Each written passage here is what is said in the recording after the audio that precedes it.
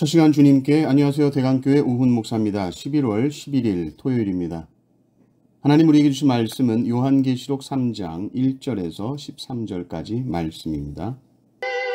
4대 교회의 사자에게 편지하라. 하나님의 7 영과 7 별을 가지신 이가 이르시되 내가 내 행위를 아노니 내가 살았다 하는 이름은 가졌으나 죽은 자로다. 너는 일깨어 그 남은 바 죽게 된 것을 굳건하게 하라. 내 하나님 앞에 내 행위의 온전한 것을 찾지 못하였노니 그러므로 내가 어떻게 받았으며 어떻게 들었는지 생각하고 지켜 회개하라. 만일 일깨지 아니하면 내가 도둑같이 이르리니 어느 때에 내게 이르는지 내가 알지 못하리라. 그러나 사대에 그 옷을 더럽히지 아니한 자 몇 명이 내게 있어 흰옷을 입고 나와 함께 다니리니 그들은 합당한 자인 연고라. 이기는 자는 이와 같이 흰옷을 입을 것이요 내가 그 이름을 생명책에서 결코 지우지 아니하고 그 이름을 내 아버지 앞과 그의 천사들 앞에서 시인하리라. 귀 있는 자는 성령이 교회들에게 하시는 말씀을 들을지어다.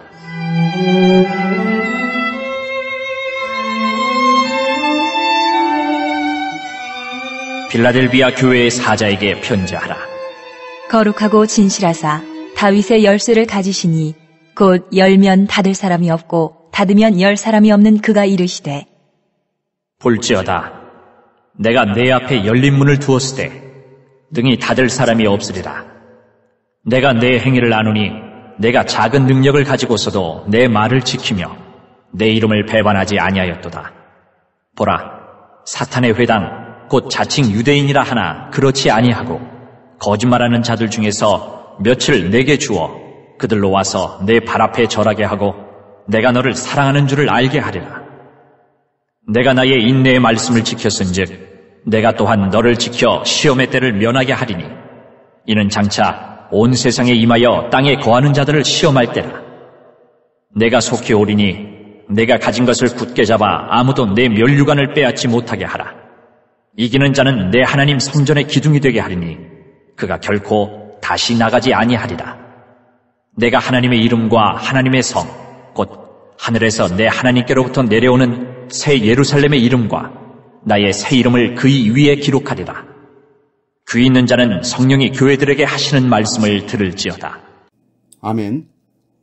오늘은 사대교회와 빌라델비아 교회를 향한 말씀입니다. 먼저 사대교회는 일찍부터 양털 가공업, 염색업이 발전했고 지역 최대의 금맥이 흐르는 금 생산지였습니다. 당연히 돈이 많았겠죠. 그런데 돈이 넘치면 쾌락, 향락 문화가 발전합니다. 그러다가 이 부유했던 도시가 AD 17년에 일어난 지진으로 인해서 심각한 타격을 입게 됩니다. 도시가 완전히 폐허가 되죠. 다시 복구는 되었지만 이전의 영광을 찾지 못합니다. 말하자면 한물간 도시죠. 요즘 말로 라떼 하는 도시가 사대였고 사대 교회도 마치 이런 도시의 모습을 닮아 있습니다. 1절을 보면 사대 교회의 사자에게 편지하라. 하나님의 7 영과 7 별을 가지신 이가 이르시되 내가 네 행위를 아노니 내가 살았다 하는 이름은 가졌으나 죽은 자로다. 이름은 유명합니다. 살았다 하는 이름은 가졌습니다. 그런데 지금 보니까 다 죽어 있어요. 사대 교회 하면 그래 그 교회 대단했지. 근데 지금은 어떤가요? 그러면 아무런 할 말이 없는 교회가 사대 교회입니다.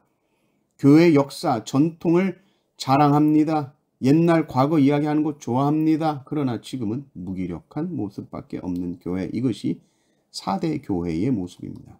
주님이 이들을 향해 말씀하십니다. 2절에 너는 일깨어 일어나라는 말입니다.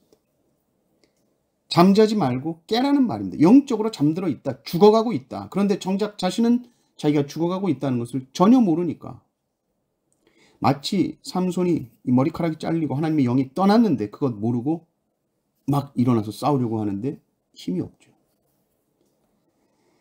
사실 사대교회는 다른 교회에 비해서 이단들의 도전이나 지역 상인 조합 또 로마 정부의 박해가 상대적으로 적었습니다.